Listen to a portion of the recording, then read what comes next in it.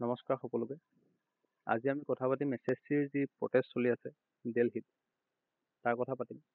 যদি আপোনালোক এগৰাকী SSC এস্পিৰেণ্ট হয় বা SSC পৰীক্ষা দিম বুলি ভাবিছে, আপুনি ভিডিঅ'টো চোৱা খুবেই দৰকাৰ। আৰু যদি আপুনি SSC এস্পিৰেণ্ট নহয় বা SSC পৰীক্ষা নিদিয়ে, তথাপিও আপুনি জনা দৰকাৰ যে দেশত কি হৈ আছে, সেয়েহে ভিডিঅ'টো শেষলৈ চাব। যিসকলে SSC এস্পিৰেণ্ট তেখেতসকলেতো জানে যে SSC হ'ল ষ্টাফ চিলেকশ্যন কমিশ্যন, যোনে গভৰ্ণমেণ্টৰ এক্সামবিলাক কণ্ডাক্ট কৰে আৰু তাত ক্লাৰ্ক, এছিষ্টেণ্ট বা বেলেগ বেলেগ ধৰণৰ ইনস্পেক্টৰ লেভেলৰ পোষ্ট থাকে। বছৰি লাখ লাখ ষ্টুডেণ্টে এপ্লাই কৰে যাতে এটা ভাল গভৰ্ণমেণ্ট ষ্টেবল জব হওক। এইবোৰ এপ্লাই কৰিছিল, কিন্তু SSC এবাৰ যোনটো চিলেকশ্যন পোষ্ট ফেজ 13 নামৰ এক্সাম কণ্ডাক্ট কৰাইছিল, সেই এক্সামটোত বহুত কিছুমান বিসংগতি হ'ল, প্ৰব্লেম আহিল, যাৰ কাৰণে প্ৰটেষ্টটো আৰম্ভ হ'ল। প্ৰব্লেমবিলাক কি কি সেইবিলাক যদি আমি চাওঁ, আগতে কেনেকুৱা আছিলে, যদি মই নগাঁও বা মৰিগাঁৱত থাকোঁ, মোৰ চেণ্টাৰ পৰিছিল গুৱাহাটী নাইবা তেজপুৰত। কিন্তু এইবাৰ আপুনি এটা যদি অভাৰভিউ চায়, মোৰ চেণ্টাৰ পৰিছে ডিব্ৰুগড়ত। মানে মৰিগাঁৱৰ পৰা ডিব্ৰুগড়লৈ মই যাব লাগিব SSC যিটো চিলেকশ্যন ফেজ 13 এক্সামটো দিবলৈ। আগতে তেনেকুৱা নাছিল, মানে 200, 300, 400, 500 কিলোমিটাৰ দূৰত ষ্টুডেণ্টখিনিক পেলোৱা হৈছিল যাতে অকণমান দূৰ ট্ৰেভেল কৰে। সেইটোতো ইমান ইজি নহয় এজন মিডিল ক্লাছৰ কাৰণে বা এজন এস্পিৰেণ্টৰ কাৰণে, কাৰণ এক্সাম দিয়া আগৰাতি এস্পিৰেণ্টে গোটেই বস্তুখিনি পঢ়িব নে ট্ৰেভেল কৰিব, ত' এইটো বহুত প্ৰব্লেম হৈ যায়। আৰু তাৰ লগতে কিছুমান টেকনিকেল ইছ্যু দেখা পোৱা গ'ল, যেনেকৈ বহুত জেগাত কম্পিউটাৰ ক্ৰেছ হ'ল, চাৰ্ভাৰ ফেইল হৈ গ'ল, মাউচে কাম নকৰে, কীবৰ্ডে কাম নকৰে। আৰু চেণ্টাৰ কিছুমানৰ মানে এনেকুৱা অৱস্থা বেয়া আছিল, যাৰ কাৰণে প্ৰটেষ্টটো হৈ গ'ল, কমপ্লেইণ্ট আহিল বহুত কিছুমান। আৰু এই প্ৰটেষ্টটো আৰম্ভ কি হ'ল একজেক্টলি যদি আমি চাওঁ, SSC কি কৰিলে, আগতে SSC যিবিলাক এক্সাম কণ্ডাক্ট কৰে সেইবিলাক কণ্ডাক্ট কৰাইছিল TCS নামৰ এটা কোম্পানী, যাৰ নাম হ'ল টাটা কনচালটেঞ্চি ছাৰ্ভিচ। কিন্তু SSC এইবাৰ কি কৰিলে, টাটা কনচালটেঞ্চি ছাৰ্ভিচৰ পৰা যি কোম্পানীৰ এক্সাম পতা যিটো কণ্ট্ৰেক্ট আছিল, সেই কণ্ট্ৰেক্টটো এডিকুইটি নামৰ এটা কোম্পানীক দি দিলে। সিহঁতে কি কৰিলে, এনেধৰণৰ কামবিলাক কৰিলে যে চেণ্টাৰ দূৰত পেলালে, এক্সাম চেণ্টাৰৰ কণ্ডিশ্যন ভাল নহয়, কীবৰ্ডে কাম নকৰে, মাউচে কাম নকৰে, কম্পিউটাৰ ক্ৰেছ হৈ যায়। ত' এজন এস্পিৰেণ্টে বা এজন ষ্টুডেণ্টে গোটেই বছৰ প্ৰিপেৰেশ্যন কৰে এটা এক্সামৰ কাৰণে। এক্সামটো দিব যাওঁতে পইচা খৰচ, সময় খৰচ, লগতে বহুত কিছুমান উল্টা পুল্টা চলি থাকে, ষ্টুডেণ্টৰ মানে যিখিনি কৰিব নালাগে তেনেকুৱা কাম কিছুমানো কৰি পেলায়। ত' এনেধৰণৰ প্ৰব্লেম কিছুমান হ'ল, যাৰ কাৰণে প্ৰটেষ্টটো আৰম্ভ হ'ল। প্ৰটেষ্টটো আৰম্ভ প্ৰথমে যদি আমি চাওঁ, ইণ্টাৰনেটত হৈছিল, যেনেকৈ হেছটেগ SSC মিছমেনেজমেণ্ট বা হেছটেগ SSC চিষ্টেম সুধাৰু, এনেকুৱা ধৰণৰ কিছুমান হেছটেগ ট্ৰেণ্ড কৰিছিল টুইটাৰত, মানে যিটোক আমি এক্স বুলি কওঁ এতিয়া। আৰু যদি প্ৰটেষ্টৰ কি ইভেণ্টটো চাওঁ, যে যন্তৰ মন্তৰত আৰম্ভ হৈছিল, দিল্লী যন্তৰ মন্তৰ জুলাই 31 তাৰিখে আৰম্ভ হৈছিল, যে দিল্লী চলো এটা শ্লোগান আছিল, এটা কল আছিল। আপোনালোকে যদি চিনি পায়, অভিনয় ছাৰ যোনে মেথছ পঢ়ে, বহুত টিচাৰে জইন কৰিলে, কিছুমান এৰেষ্ট হ'ল, টিচাৰৰ ওপৰত লাঠি চাৰ্জো কৰিছে, যিটো একচুৱেলি হ'ব নালাগে।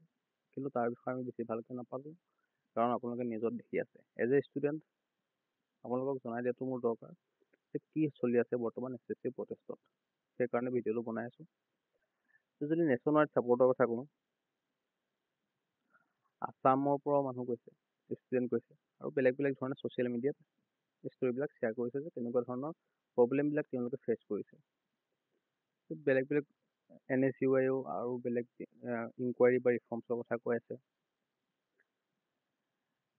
কিন্তু এজন এস্পিৰেণ্ট হিচাপে, এজন ষ্টুডেণ্ট হিচাপে আপুনি কি কৰিব, বা আপোনাৰ ওপৰত কেনেকুৱা ধৰণৰ ইম্পেক্ট পৰিব। আপুনি মেণ্টেল ষ্ট্ৰেছ হ'ব অভিয়াছ কথা, যে এজন ষ্টুডেণ্টে গোটেই বছৰ প্ৰিপেৰেশ্যন কৰি যেতিয়া এডমিট কাৰ্ড দেখিব, চেণ্টাৰটো 500 কিলোমিটাৰ দূৰত আছে, প্ৰথম চকটোতো তাতে লাগিব, প্ৰথম টেনশ্যনটো সেইটোৱে হ'ব ন, ইমান দূৰ মই যাম কেনেকৈ। য'ত নেকি আগতে আমি মৰিগাঁৱৰ পৰা গুৱাহাটী গৈছিলোঁ, এতিয়া মই মৰিগাঁৱৰ পৰা ডিব্ৰুগড় যাম, ত' পইচা লাগিব। এডমিট দিয়ে 10 দিনৰ আগত, যিটো একজেক্টলি হয় আৰু যোনে এফৰ্ড কৰিব পাৰে তেখেতসকলৰ কথা মই কোৱা নাই, কিন্তু বহুত তেনেকুৱা আছে যোনে এফৰ্ড কৰিব নোৱাৰে ইমান দূৰ যোৱাটো।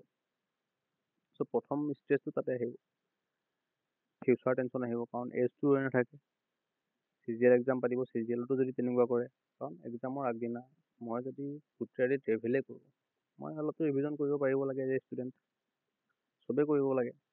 কিন্তু এই গোটেই বস্তুবিলাক খেলি মেলি হৈ যায়, ক'ত থাকিম কি কৰিম, আৰু চেণ্টাৰ ইমান ওচৰতো নহয়। কিছুমান জেগাত চেণ্টাৰ বহুত ভিতৰুৱা অঞ্চলত দিছে, য'ত থকা ব্যৱস্থা নাই, খোৱাৰ ব্যৱস্থা নাই।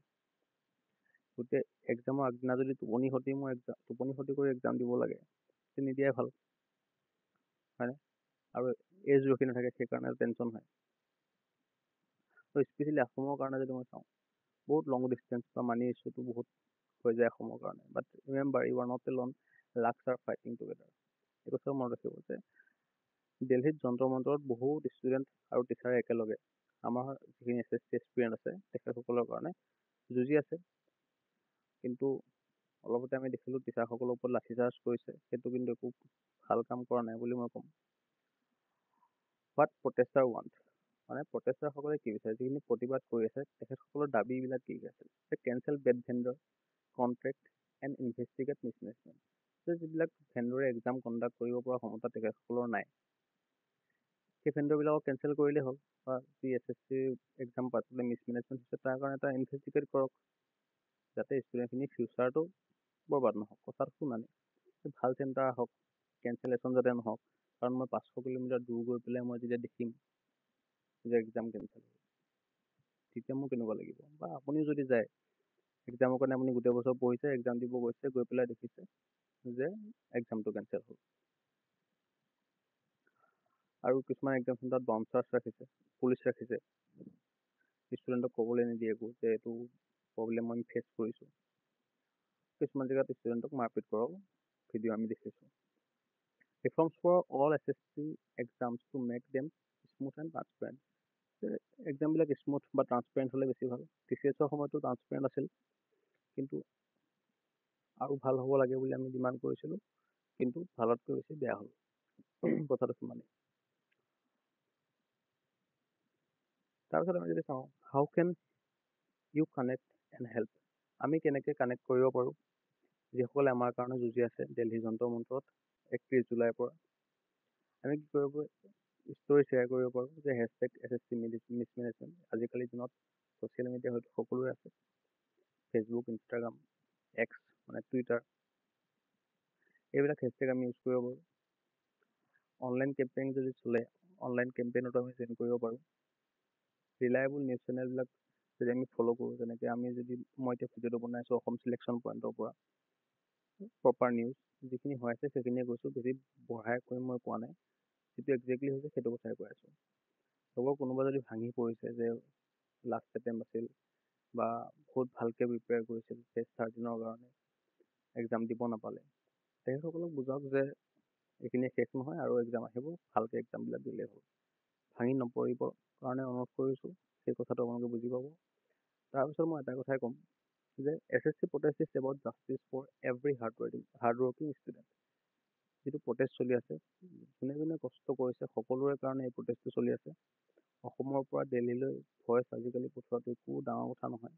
আমি আমাৰ ভইচ ৰেজ কৰিব পাৰোঁ থ্ৰু অনলাইন, যেনেকৈ মই কৰোঁ SSC মিছমেনেজমেণ্ট হেছটেগ দি। Better days ahead if we fight smartly. যদি আমি স্মাৰ্টলি ফাইট কৰোঁ, তেতিয়াহ'লে নিশ্চয় ভাল দিন দেখিবলৈ পাম আহি থকা দিনবোৰত। ঠিক আছে, ইমানলৈ যদি ভিডিঅ'টো চাইছে আপোনালোকে গম পাইছে একচুৱেলি প্ৰটেষ্টটো কিয় হৈছে, প্ৰব্লেমটো ক'ত, বা প্ৰটেষ্টাৰসকলে কি বিচাৰিছে। আপোনালোকে কি বিচাৰে কমেণ্ট ছেকশ্যনত জনাব, আৰু এনেকুৱা ধৰণৰ ভিডিঅ'সমূহ পাই থাকিবলৈ আছাম যিটো চিলেকশ্যন পইণ্ট চেনেল আছে, সেই চেনেলটো ছাবস্ক্ৰাইব কৰি ল'ব। ধন্যবাদ।